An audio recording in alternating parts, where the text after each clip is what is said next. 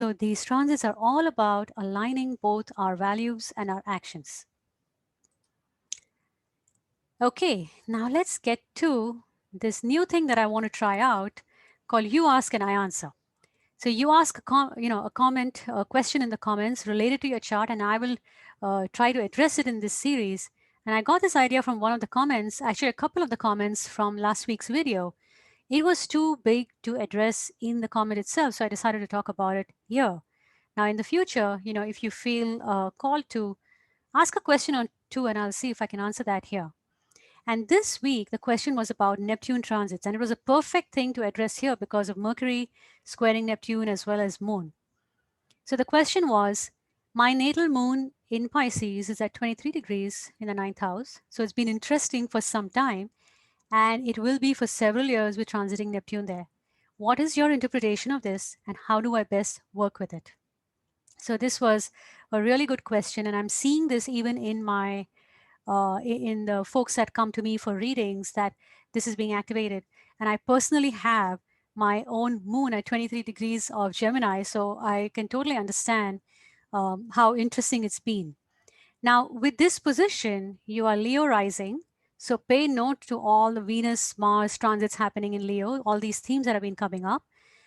They are activating your ascendant in a very big way. So clearly, a lot is happening here to address that. So let's go into this question and see how we can work with it.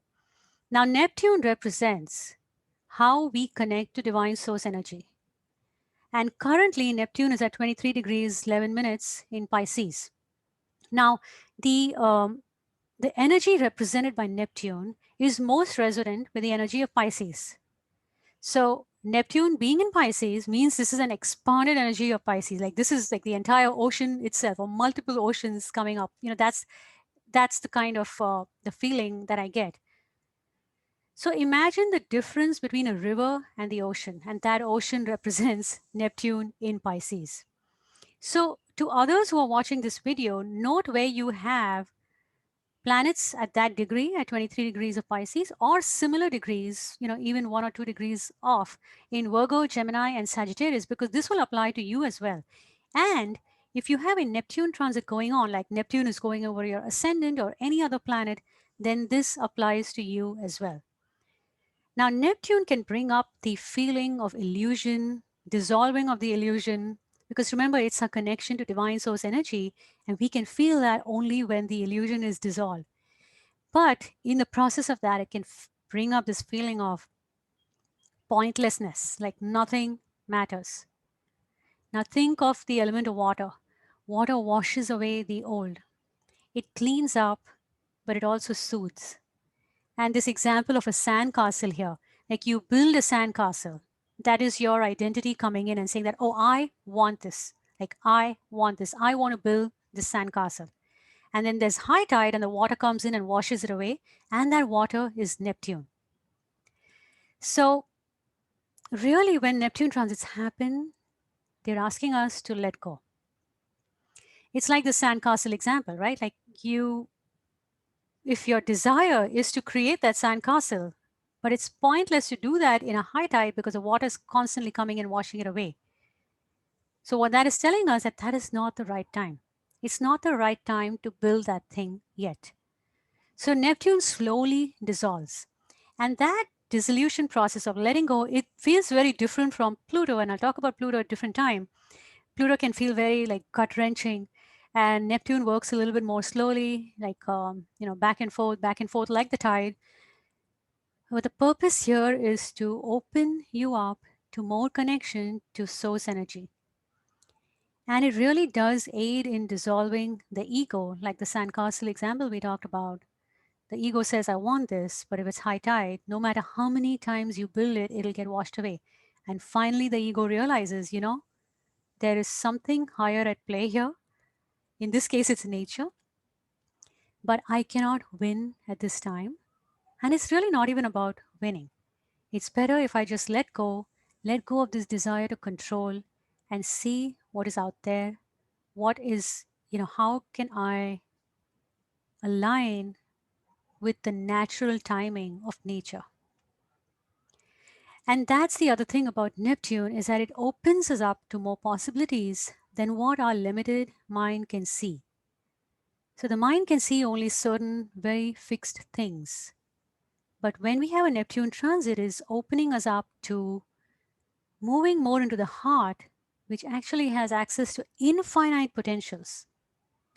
So if we know, like if we are so sure of what we want, the mind knows what we want, we have perfect clarity about everything, then we're not likely to seek more within ourselves because we know there's no need, there's no driving force to seek more within ourselves.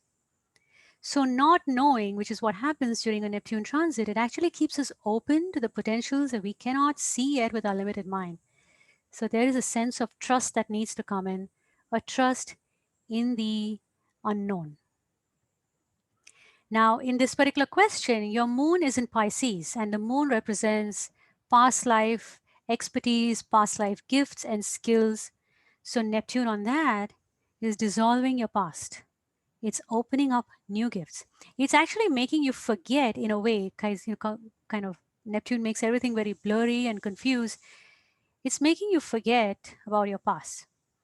So, and what you think you know about your past life gifts. Now, you may not remember anything about your past life or your gifts, but you may have a sense of it. But things won't be clear as long as Neptune is sitting right there, because again, it wants you to forget about the past, to forget about the limitations of the past and open to the new. And if you knew that, oh, I was such and such and such and such a type of healer in the past life, or I did this and I was really good at it, there's little incentive to try out new things. And that's why the soul, that's the purpose why the soul chooses a strategy like this, where Neptune is transiting on your moon. You're meant to grow out of the old and explore new options. So again, the recent squares with Mercury, the Sun, Venus, all that, they make us realize that we don't know anything and that we are required to go with the flow. And that is what the Neptune transits are asking us to do. Now, how do you work with it? That what I just explained was what a Neptune transit feels like and the purpose behind it, but how to work with it. So first of all, understand, and you from your question, it's clear that you do that it's a long-term thing because Neptune, outer planet, it moves slowly.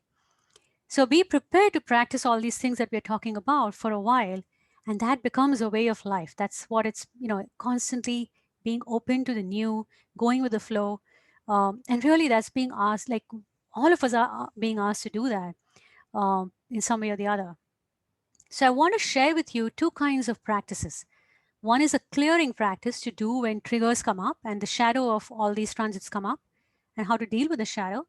And the other kind of practice I will talk about in the next slide is a building practice when you want to strengthen the highest essence of that transit. So the first clearing practice is practice of letting go. Like really letting go of, willingly letting go of things in your life that you know you have outgrown. And one of the key things here is feeling the emotions. Because this sort of transit can bring up feelings of disillusionment and a feeling of losing hope that everything is pointless, there could be a lot of grief and sadness that comes up. And that's okay. But what you want to do is have strategies to feel those emotions in a safe way. And we've talked about that plenty in the past star signs. We've talked about, the toolbox for turbulent times and things like that. So use that regularly and then know what is yours versus what is others. Remember, Pisces has no boundaries, and you are probably tapping into a lot of collective emotions. So just having that sense of, oh, this is mine. I'm going to do the clearing and let it out. I'm going to go into the root of the matter and figure it out. Maybe not figure it out, but just let it go. But the second thing is, even if it is not yours, that energy still wants to be moved through you. And one of the things with Pisces, having planets in Pisces in your chart, is that we're all connected. So when you are doing some sort of a clearing, it is actually affecting the collective as well. So it is kind of like an act of service. But it's important to, I think, understand what is yours, what is not, so you don't get trapped into the emotional drama of it. Then watch out for the shadow. And there are many shadows that can show up, like, feeling like a martyr. That is so big with Pisces.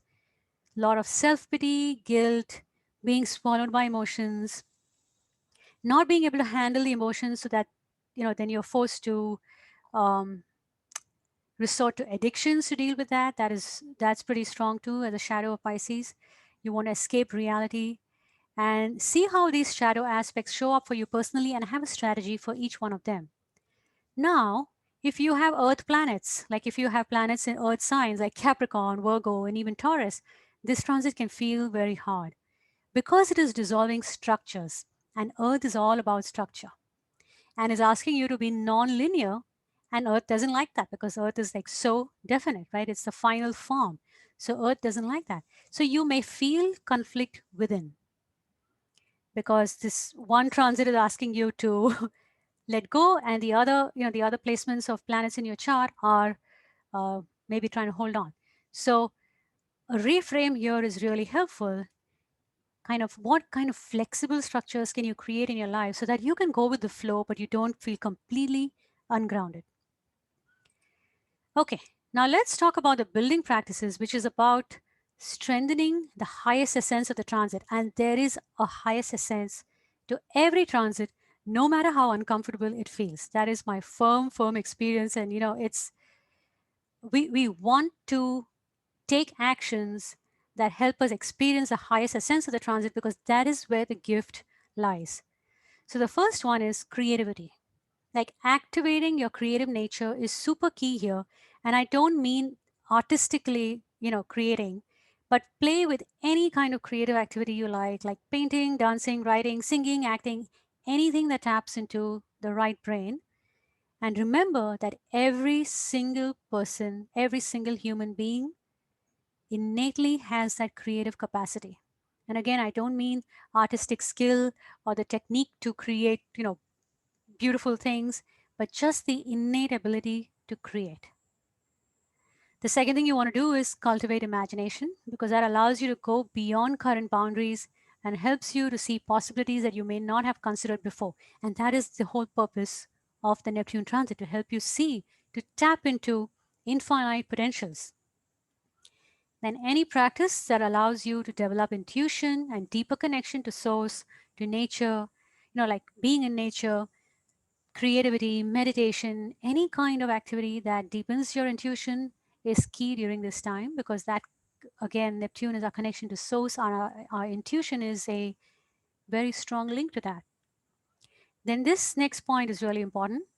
You want to actively do things in a non-linear way and be okay with dropping plans. So that's the thing with Neptune, going with the flow.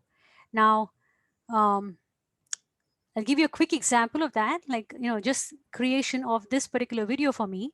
Now, as I may have shared before, I have Capricorn planets and I have Mercury in Capricorn. So I can think very linearly at times and step by step.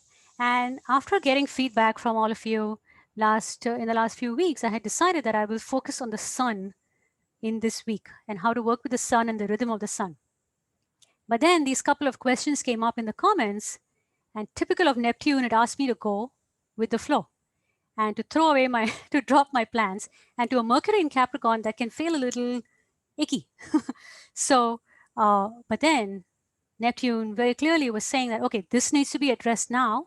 Your plans can come later. So be okay with dropping plans and doing things in a non-linear way. And that's where the creative practices will help you with that, because creativity is naturally non-linear. So that's really important because it's those non-linear actions where you are guided through your intuition and your heart, not the mind. The mind knows, the mind thinks that, okay, I'm going to do step 1, then step 2, then step 3. But then the heart knows that, oh, if I go here, if I respond to this person, if I check this out, it can open up more doors for you. And that is where it's actually delightful to be in that flow, to know that you're going to be guided. This is why building the intuition really helps, because then you can trust that, and you're being guided to the right thing at the right time. Then the other thing is so key: actively cultivate opening your heart, especially as Jupiter will come here next year. And naturally, as you do the clearing exercises, your heart will expand. And that is perfect for the Neptune transit, because all these things are connected: our heart, our intuition, our creativity, our connection to source, our trust in the unknown, our tapping into infinite potentials, all this comes through the heart. So imagine, feel in your heart, what would it feel like if you were living in this new earth, this fifth dimensional earth, the earth that has peace and harmony and love? What would it feel like?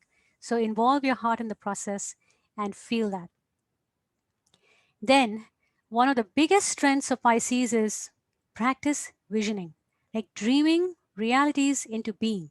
That is one of the biggest essences of Pisces. And that's why it's called the dreamer, because it can dream. It has a capacity to vision, to tap into infinite potentials and dream that reality into being. And we do that by letting go of our preconceived notions and imagining how we want to feel, and feel that in your heart. You imagine with your mind, but you also feel with your heart how you want to feel.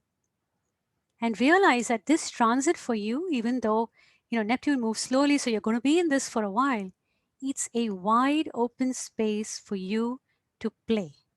So utilize it by playing, creating, having fun, and infusing this energy into the void that is created by the Neptune transit. The void that is created by letting go, by surrendering, by dropping the illusions, all that stuff is gone. And now you can infuse this energy of play and creation and fun into this void. And that's how your reality gets built. So know that deep within, the highest purpose of this transit is to strengthen your connection with your own divinity and help you to see limitless possibilities by dreaming your vision into being. So I hope that helps. Please let me know if this was useful and what takeaways you have from this section. And to others who are interested, drop in a question or two in the comments.